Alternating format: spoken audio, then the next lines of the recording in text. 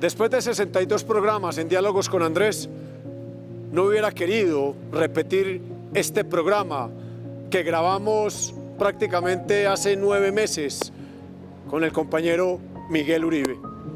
Pero hoy, lamentablemente, nos toca despedirlo. Doloroso para la democracia, doloroso para el Congreso, doloroso para el Senado. Y allí, en ese programa de prácticamente 35 minutos, contamos la historia de quién era Miguel y hacia dónde iba Miguel. Diálogos con Andrés. Cómo duele hoy el corazón, el alma y la democracia.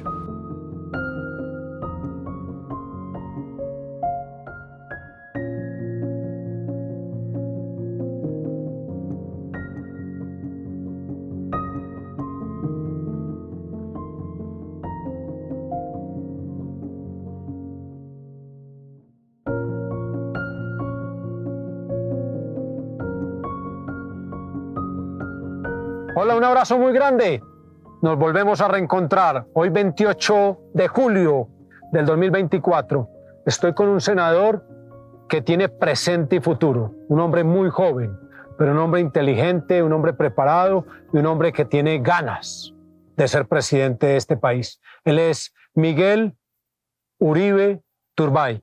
Miguel, bienvenido a Diálogos con Andrés. Hola Andrés, un saludo especial. Muchas gracias por la invitación. Muy contento de estar aquí. Un saludo a toda la audiencia. De verdad es un lujo tener la oportunidad de conversar contigo.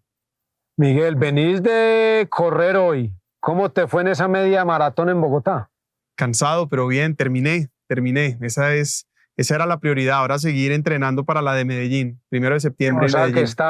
que estás emocionado con ese tema de los runners y estás en media maratón. Sí. Hace un año más o menos empezaron a correr las hijas nuestras y empecé a enamorarme de lo que implica correr, disfrutar en familia, salir a conocer sitios, etcétera.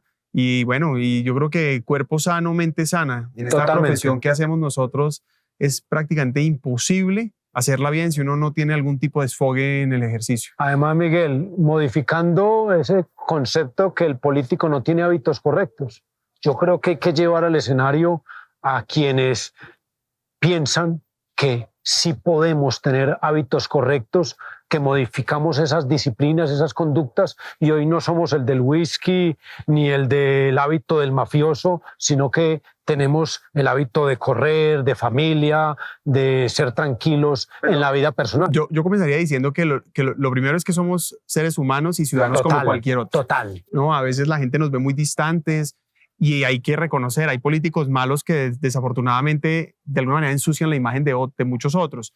Pero lo primero es que somos personas igual que la persona que nos está viendo. Tenemos familia, tenemos preocupaciones, miedos, esperanzas, objetivos. Es decir, ese es el temores, todo. Entonces, de alguna manera sería el primer punto. Lo segundo es que yo creo que hay una nueva generación de políticos en donde somos conscientes de hábitos saludables. No es fácil, ¿no? Porque ya quisiera uno tener un cuerpo perfecto, comer perfecto, hacer deporte todos los días, pero esa es una lucha diaria. Además, Miguel, llegar a las reuniones, que la empanadita, que el sancocho. Bueno, para comenzar hay que llegar y llegar puntual. Además. Porque es que los ejemplos que tenemos hoy en día de pereza, ese es el problema, ¿no? Que no trabajamos. Pereza, ausentes, incumplidos, como el amigo de aquí atrás, pues la verdad es que pues eso hace quedar muy mal a todo el mundo. Pero lo que iba a decir era, en enero me leí un libro que se llama Hábitos Atómicos, un libro que está de moda sobre cómo construir buenos hábitos. Espectacular, súper recomendado. Y en buena parte de las estrategias que habla el libro es las que he utilizado mucho para poder hacer ejercicio constantemente y en especial prepararme para la media maratón. Pero el punto es ese, yo creo que hoy hay una nueva clase de políticos, un relevo generacional, un liderazgo diferente, y incluso las herramientas como estas, las redes sociales nos han acercado muchísimo más al ciudadano. Y ha cambiado todo, Miguel. Y yo creo que eso es un buen mensaje, porque pues eso de alguna manera también moderniza pues el ejercicio del liderazgo. Además, Miguel, no sé si estás de acuerdo conmigo, hace 20 años cuando la política se hacía, se pasaba por la plenaria del Senado y el líder iba y le contaba a la región en un directorio lo que pasaba, y ese líder que llegaba a ese directorio municipal, pues después le contaba a su comunidad allá lejano, ¿no? en Era ese muy lejano. municipio. O sea que eran unos pasos muy lentos, del Congreso, ir a la región, de la región al directorio, los viernes liberales o conservadores, y después que ese líder que estaba ahí, ir a la región. Ahora no, eso es en tiempo real. Instantáneo. Lo que usted está diciendo lo está escuchando un cafetero en el municipio de Venecia, Antioquia, a la misma hora, y ya califica si usted está haciendo las cosas correctas o incorrectamente. Total. ¿No es así? Eso facilita mucho porque parte del desprestigio de la política es responsabilidad del ciudadano. Es decir, esa frase es fundamental. Entonces, el ciudadano tiene mucho que ver. Por supuesto, porque al final es muy fácil castigar al mal político, muy fácil. Y es muy fácil premiar al buen político. Muy fácil generalizar. Entonces, y claro, cuando se generaliza se hace mucho daño.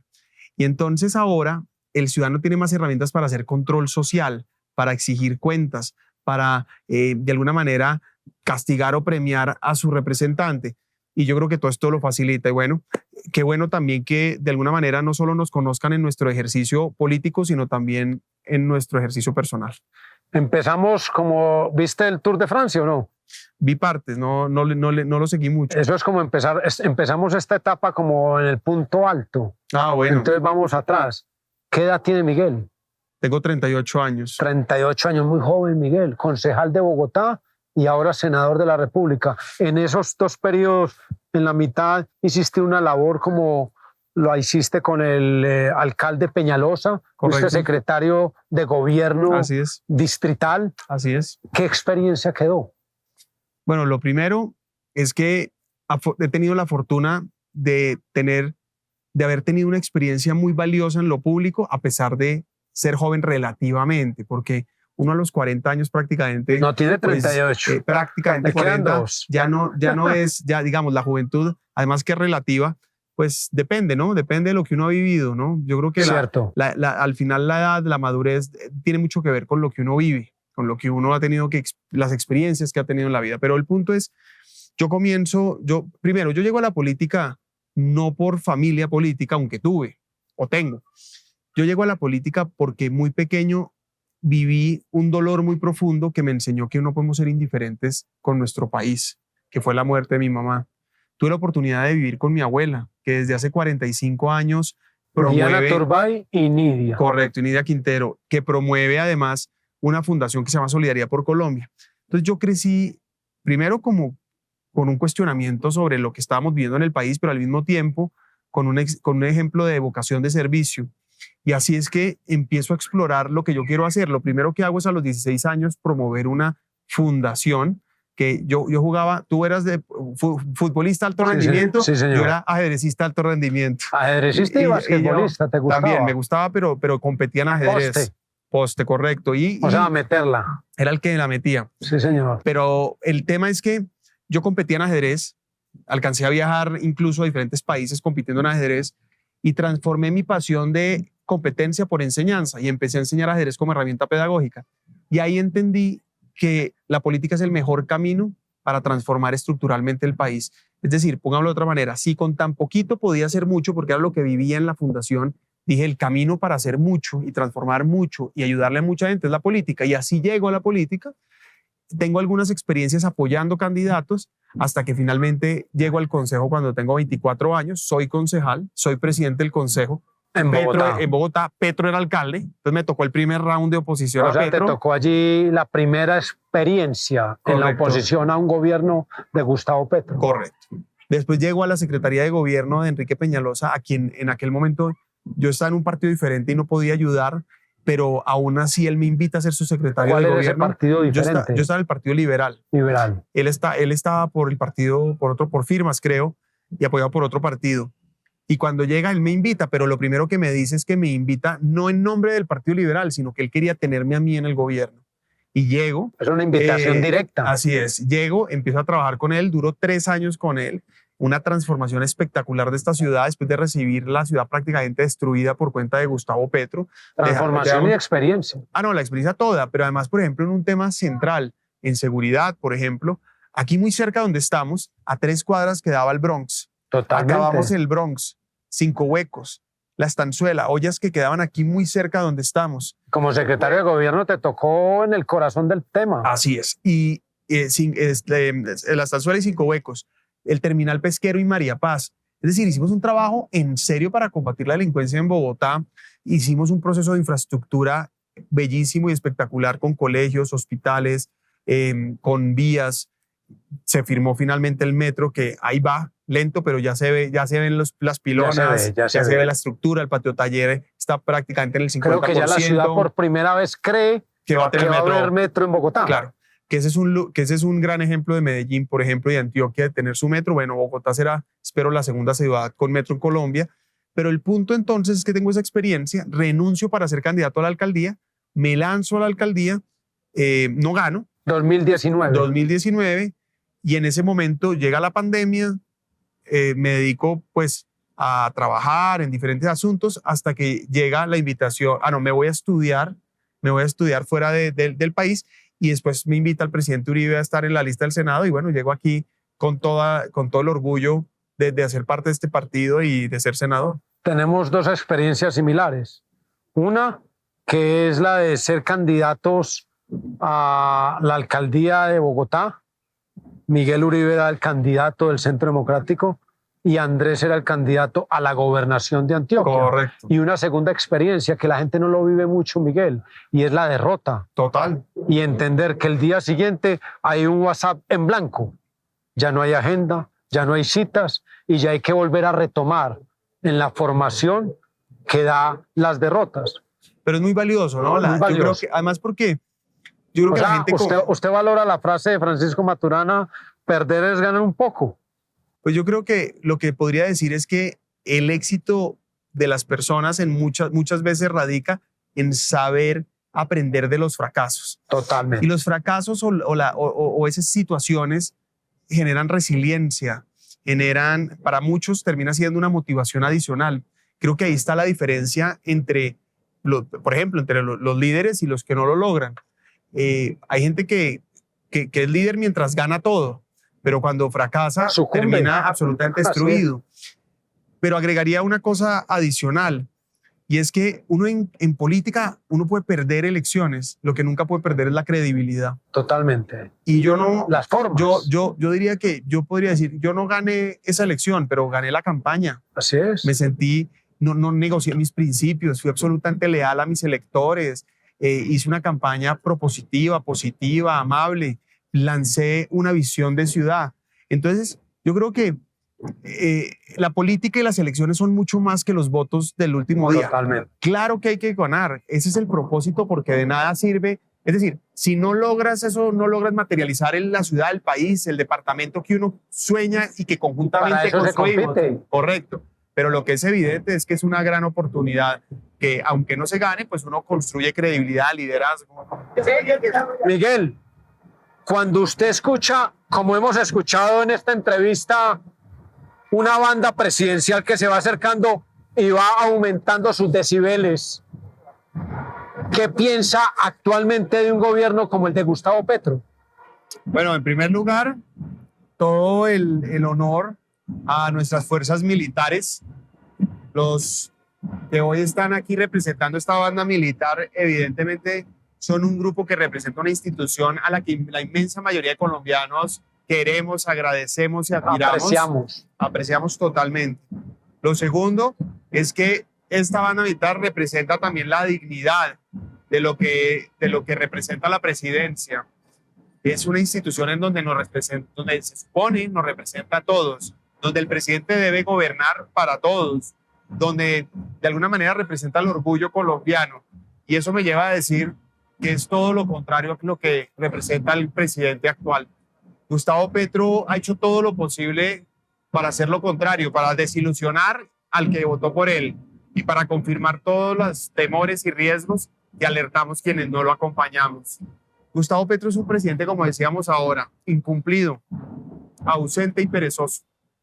Yo te he seguido hace muchos años, te lo dije cuando nos conocimos. Así es. Y tú eres una persona trabajadora. Tú te madrugas a ensillar el caballo, a trabajar en el campo. Así es. A bañar el perro. A hacer la tarea. Y eso es lo que hace la mayoría de los colombianos. Totalmente. Los campesinos salen antes de que salga el sol a trabajar.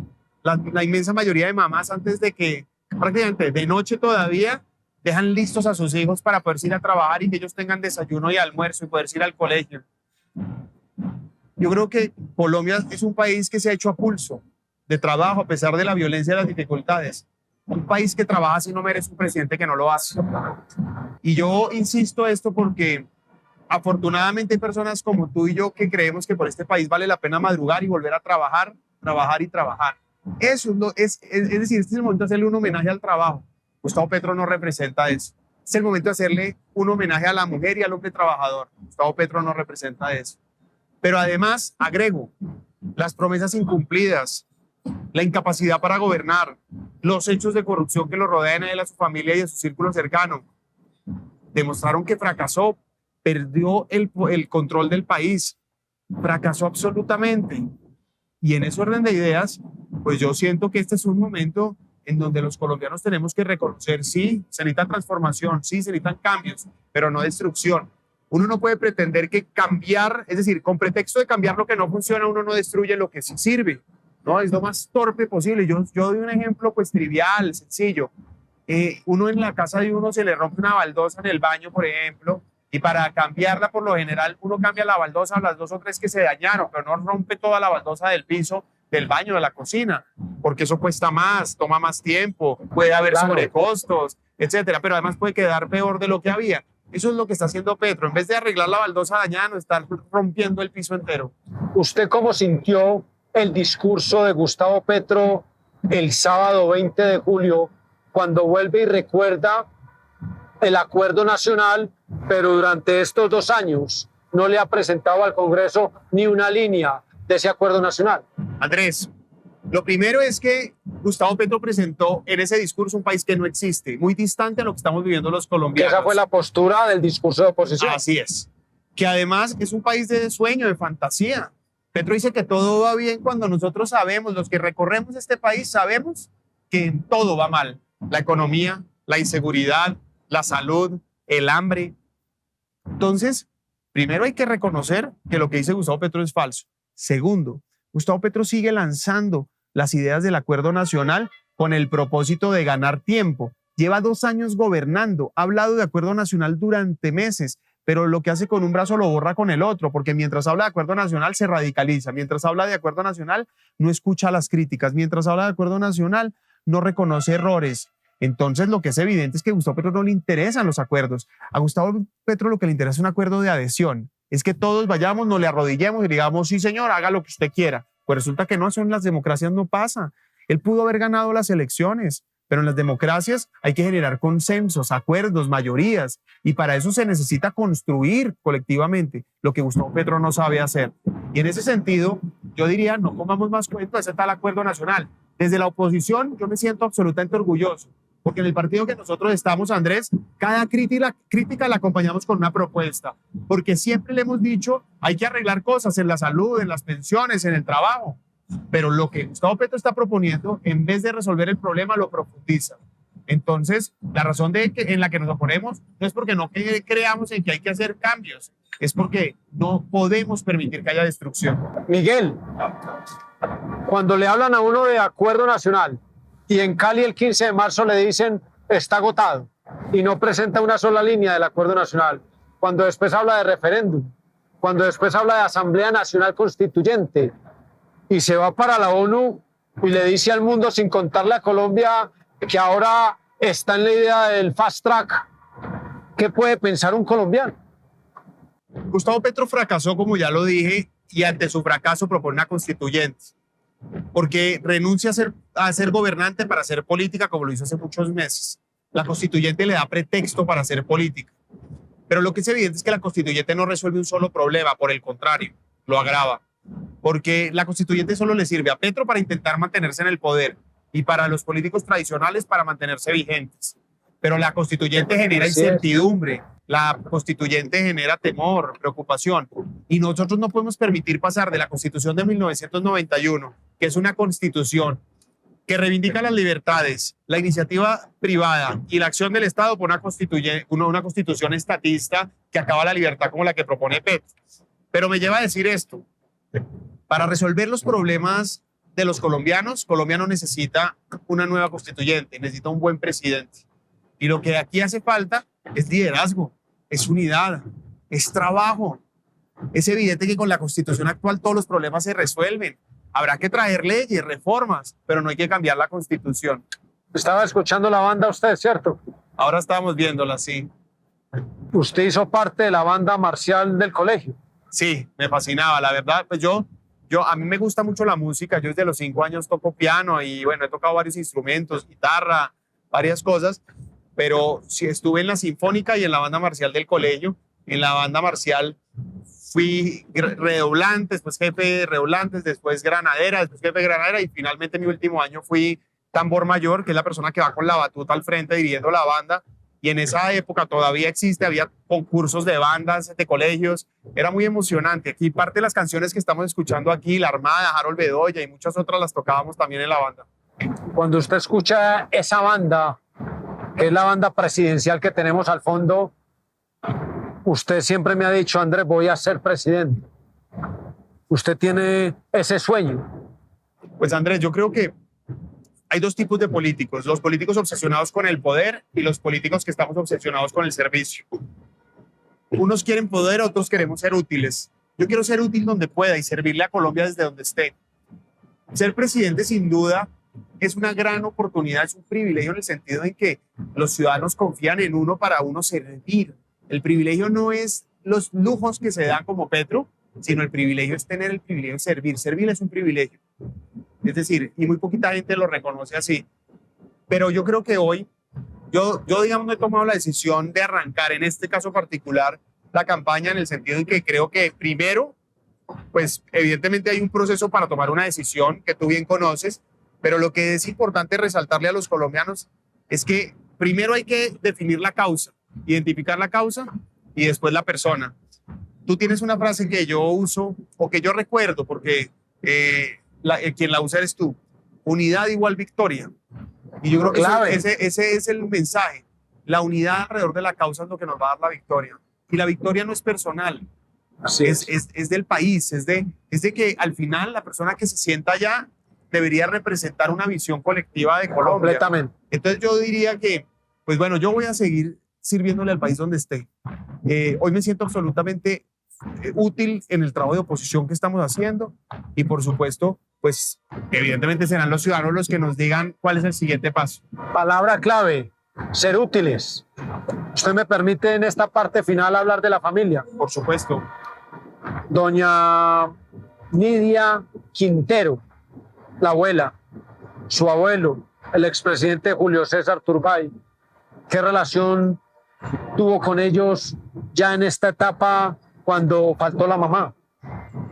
Yo tenía 4 años y medio cuando Pablo Escobar secuestra a mi mamá, que a propósito la tiene, cuando la matan, está en Copacabana, retenida a su último lugar. Área metropolitana. Correcto, norte. Así es. Y de ahí la llevan al Hospital General, donde finalmente muere en Medellín. Trataron de rescatarla. Así es, pero era imposible, el tiro en la espalda, pues era prácticamente imposible revivirla pues con ese tiro en la espalda. Y de alguna manera, ante la ausencia de mi mamá, primero tuve a mi papá, que fue mi papá y mi mamá. Mi papá hizo de papá y mamá. Los 2 roles. No fue, además de eso trabajaba, no fue fácil, pero lo hizo. Y realmente, así como mi mamá es mi mayor inspiración para servir, mi papá pues ha sido un ejemplo en materia de, por ejemplo, de integridad, de trabajo, de resiliencia. La vida de mi papá no ha sido fácil, la vida nuestra no ha sido fácil en el sentido en que hemos tenido que pasar una serie de episodios complejos. Así es, nadie sabe lo de nadie, Miguel. Así es, hemos sido afortunados, de acuerdo, porque tuve la fortuna de tener una familia empresaria donde uno resuelve una serie de cosas materiales, pero hay muchas ausencias emocionales que no se cubren con ningún tipo de asunto material. Lo segundo es que gracias a Dios, tuve a mi abuela. Mi abuela de alguna manera tuvo una presencia muy fuerte en mi vida. Yo alcancé a vivir con ella incluso y pues ahí tuve otro ejemplo de servicio maravilloso. Viví con la Fundación con Solidaridad. La Fundación, yo estaba, si no mal no recuerdo, vivíamos cuando la ola invernal, una de las olas invernales, y la acompañaba yo a servir, a ayudar, a llevar apoyos humanitarios. La acompañé, por ejemplo, a los jardines que tiene en Patio Bonito, al lado en María Paz, perdón, en María Paz al lado de Corabastos, aquí. Tiene unos jardines, por ejemplo, en Córdoba. Entonces, digamos, yo la acompañé en todo ese proceso. A mi abuelo, así es, a mi abuelo, obviamente a quien admiro y respeto, pues desafortunadamente parte de mi adolescencia no lo tuve cerca porque él estaba de embajador en Italia y en la Santa Sede, pero por supuesto a los últimos años de él, que fue mi final de adolescencia, tuvimos la oportunidad de conversar, de compartir.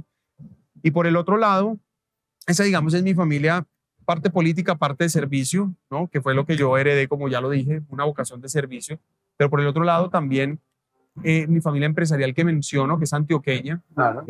Tuve a mi abuelo que fue presidente. Gobernador de Antioquia. Fue gobernador de Antioquia en el 78, pero fue presidente de Coltejer, una empresa que era... Venía del sector privado y fue gobernador. Mi abuelo realmente, mi tatarabuelo fundó Coltejer y mi abuelo se fue a estudiar a Berlín cuando comenzó la Segunda Guerra Mundial y se fue entonces al Instituto Tecnológico de Massachusetts en esa época y estudió ingeniería química. Se vino a trabajar a Coltejer, creció en Coltejer, llegó a la presidencia de Coltejer y renuncia para irse a la gobernación. Vuelve y después funda una serie de empresas y bueno, esa es parte de mi historia antioqueña. Yo tengo mi papá pues antioqueño. Yo me siento profundamente orgulloso también de tener, como diría uno jocosamente, doble nacionalidad, ¿no? Tengo lo bueno del mundo paisa y lo bueno del mundo bogotano.